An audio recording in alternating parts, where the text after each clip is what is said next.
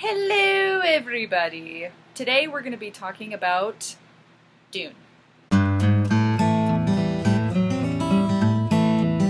So with today's video, I don't really want to call it a review because I feel like this is such a classic in sci-fi literature and I am not an expert. I feel like I can't give it a review or whatever. I can just give my opinion and what I want to talk about with it and all that kind of stuff, right? So I finished Dune a couple days ago, and I haven't been able to stop thinking about it. It's so bizarre. I feel like my opinion about it is kind of all over the place. So I'll start with the demerits, you know, how I do, that I'm doing now. The demerits and the merit badges. So demerits, I feel like for this book, there were parts that I felt like dragged on quite a bit. There were parts that I also felt like were pretty silly, and again, it was kind of a hard slog to get through some parts in this book. So far, I feel like those are the only demerits I can give it, the things that I struggled with personally while reading this book.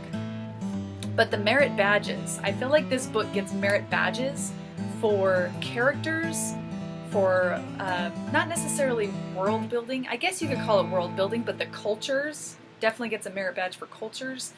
And then it also gets a merit badge for writing.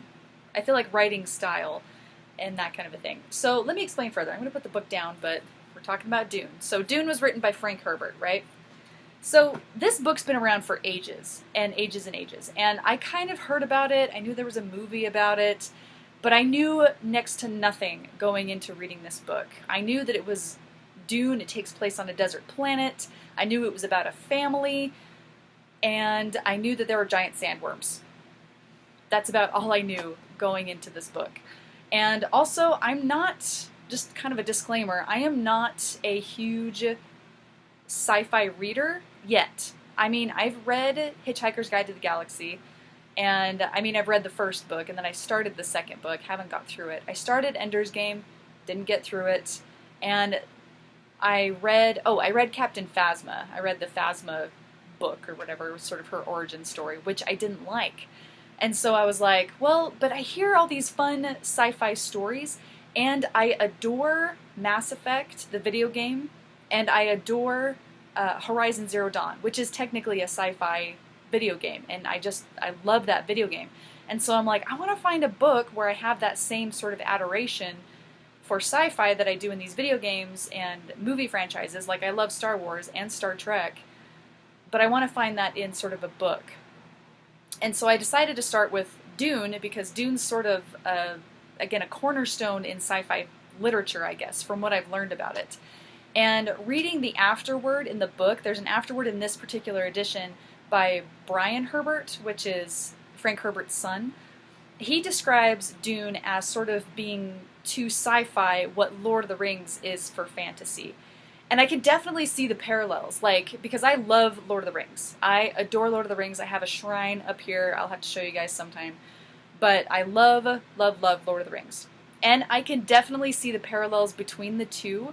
For instance, what a lot of people would say about Lord of the Rings is that it's difficult to slog through because of his descriptions and his history. Like, Tolkien talks about scenery descriptions and traveling so much that it kind of bogs down, and I'm like, okay, I get it, or whatever. So I understand that aspect of it. Where I feel like Lord of the Rings bogs down in that aspect, Dune bogs down a lot of times in his descriptions of, like, philosophy and, you know, people musing about different things. I also got really confused, too, because I've never read a book with this kind of a narrator. So, and I don't know what you call it. I'm not a literature major. I really am not. But I can't remember what it's called. So there's like the first person perspective narrator and then multiple POV thing. But this was like an omniscient narrator. I think it's omniscient. Basically, the narrator knows every single person's thoughts. And they're all littered throughout the novel. There's no separation really of perspectives. If he switches situations, so he'll go from a situation in the desert with Paul and his mother, and then he'll switch to the Baron dealing with the Count and his nephew and stuff. So he'll switch situations, but you pretty much know the thoughts of everybody in that situation. So you see Paul's perspective and you read his mother's perspective. So you kind of have to keep up. So I felt like my brain was kind of broken after this a little bit. It took a while for me to get through, and it took me a long time to grasp the language. And even sometimes I still would get kind of confused about who was thinking what. But so I kind of gets bogged down with that. But then also he throws you into the story with terminology that you're just like, what is going on? And again, in this book, I don't know if it's true for all editions, but there's appendices in this one, and then there's also a dictionary at the back of this particular novel. That's kind of was my experience reading it was so full of paradoxes. I loved certain characters and I hated other characters, which I'm sure is true of most novels. I loved certain characters and I hated certain characters. I loved reading about the ecology and the culture. That's something that I really enjoy reading. Like I wanted to see more about the ecology of the planet of Arrakis, which is also known as Dune. Oh, by the way, there's going to be spoilers throughout this whole video, so FYI, if you want to read Dune and you don't want to be spoiled, just a warning. But it's been out long enough that I guess I'm just going to go for it. So anyways, I really wanted to learn more about the culture of the Fremen, or the Fremen, however you pronounce it. I went back and forth in my head. But the desert people, I wanted to learn more about them and their culture and their religion and how that kind of went into effect. I wanted to learn more about the ecology, like with Keynes or Kynes, however you pronounce his name again. I wanted to know, there's an appendice, which I haven't quite read all the way through yet, where he talks about more about the ecology of Dune and how they want to make it into this beautiful green planet again. And then I wanted to learn more about the Bene Gesserit, however you pronounce it. Again, what Jessica was in the book. I loved Jessica so much. I'll get more into characters later. But anyways, I wanted to learn more about those kinds of things. The philosophy I thought was really interesting. For instance, the Bene Gesserit, what's it called? Like their little mantra that they say whenever they're afraid, like about fear, how fear is the mind killer. I love that. I want to get like a plaque for it or something. I loved that. I loved reading about, I feel like Frank Herbert had such a grasp on human nature that he was able to, the way that people were able to predict how a certain group of people would react in certain situations and how people were able to read each other. Like, I love just some of the quotes and stuff. I underlined a bunch of stuff in here whenever he talked about how people and philosophy and things like that. So I did enjoy reading that aspect of it. I guess another thing that I got bogged down with was the political intrigue. I have a hard time with political intrigue in any kind of situation. I don't follow the scheming very well. Unless you give me a picture or a diagram, I'm very visual. I don't fully understand how things came into be or how people are scheming or how the political intrigue worked. I still don't fully understand. Like, I read the book, but I still don't fully understand how the Emperor was involved in destroying the Atreides line.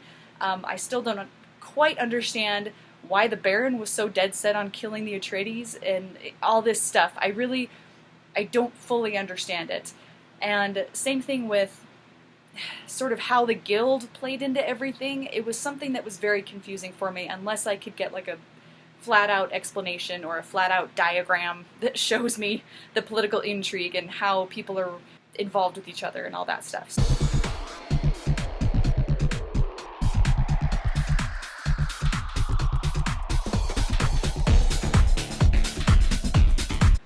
And then the deals and the backstabbing and the betrayal and stuff and all that. Even within the book, they talk about schemes within schemes within schemes. And I'm like, that's what this book is. I feel like there was just so much intrigue that I couldn't follow all of it. But I was still intrigued by the characters. And so the characters are what really sort of sucked me into the story. I wanted to know what happened to Paul. I wanted to know what happened to Jessica. And all this stuff, right? So I totally have a crush on Duke Leto. But again, once I got to a certain aspect or a certain part in the book early on where it talked about basically how he's going to die, and I was like, son of a, like, why do my favorite characters always die? I feel like they always die. So I was really mad about that. So once he passed away, I was like, once he was killed, I guess, I just, so mad. So I totally have a crush on Duke Leto. I feel like he was a really awesome character, and I adore Jessica. I feel like Jessica is such a powerful woman, and, you know, not just with her training and stuff, but also so human because of her love for Paul and her also fear of Paul and fear for Paul. It just felt so realistic to me. Even though she had these crazy amazing powers, she just was so cool. I loved her. Paul, I was kind of in between. Paul, I feel like I liked him. I liked certain aspects about him and how wise he was, but I definitely see where he lacks and where, like, his father was better about certain things. And so I, you know, again, I wish his father could have stuck around to teach him these things, but whatever. So I learned that, again, there's sequels to this book, and I also learned due to the afterword at the back of the book that Brian Herbert says that Paul eventually sort of has this fall from grace in the next book. And so I'm like, oh, okay, thanks for the spoiler. But at the same time, I'm like, okay, thanks for the warning, because a lot of people were upset about it apparently, but I'm kind of excited to read the next one to see how he falls and that kind of a thing. I also, again, want to know more about Aria? I can't remember, the daughter, and how she kind of comes into play. I also saw some fan art of things that might have spoiled me, but I mean, we'll get into that once I read the next couple of books. So anyways, characters that I really, really liked. I did like, oh my stars, what's his name? Hang on a second. Stilgar. So Stilgar. I really liked Stilgar. I thought he was really cool. I also really liked Gurney. Gurney Halleck was pretty cool.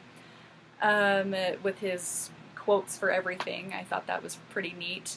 The Baron was so grody. Oh my gosh, like, oh my stars. He was so nasty. He was just so nasty. Like, initially I was like, okay, gross, yeah, he's this big fat scheming whatever guy. And but then once they said that he essentially rapes young boys for his own amusement, that kind of a thing, I obviously instantly I was like, he's despicable, he's disgusting, and just so gross. And I thought it was really interesting too, like at the very end, just about when he's facing the Emperor and just about to die, he's thinking like he wishes that he could order food at that moment. He wishes that he could order food. And so I'm like, wow, he was just so nasty. But there were points, though, that I felt like he was almost silly. Like, he was sort of scheming like this. He was this kind of a villain, you know, muhaha, I am so smart, I am so clever, la la la la. And meanwhile, everybody else around him is just like, oh my gosh, you know, you're an idiot. But you hold a lot of power, so I have to bow to you, essentially. I feel like his nephews were like that a lot. Yes, I have to bow to you, and also his mentat, his original mentat, and then even Thurfer Hawait, the second mentat. I feel like they were just obviously so much smarter than the Baron was, but the Baron is just so scheming and all that stuff. He's just so nasty. I felt like he was, I mean, a pretty good villain. Obviously, I wanted his death to be more than it was. I feel like his death was so easy and so simple. I'm like, he needed to like suffer, and that's so totally terrible of me. But I feel like just with all the crap that he did and all the hurt and pain that he caused, he should have had a better death in a way. A better meaning more painful death than just getting stabbed with poison and then just dying. I thought the nephew was really interesting. His second nephew, not the one that was supposed to like take over for him. I thought that nephew was really, really cool and interesting, and I really wanted to sort of see more about like what he would have done if he would have survived. And then the Ben Gesserit sort of breeding program, I feel like is super fascinating. For some reason, I think eugenics is super duper fascinating, and I don't know why. Like, of course it's awful, it's horrendous, I would never actually want to do that, but I like seeing that trope in sci-fi. I feel like it's really interesting. I like seeing the results of eugenics and things like that. Like, what do people think is ideal, or what sort of skills do they think they can breed into people, and that kind of a thing. So I found that really, really fascinating. Overall, I feel like Dune, I have such conflicting feelings about, because I was bored, but I was intrigued. At the end of it, I kind of went, wow. And then I also kind of went, what? You know, it just was this, it was so interesting. Like, I want to go back and reread it, because there are things that I don't understand, but I want to.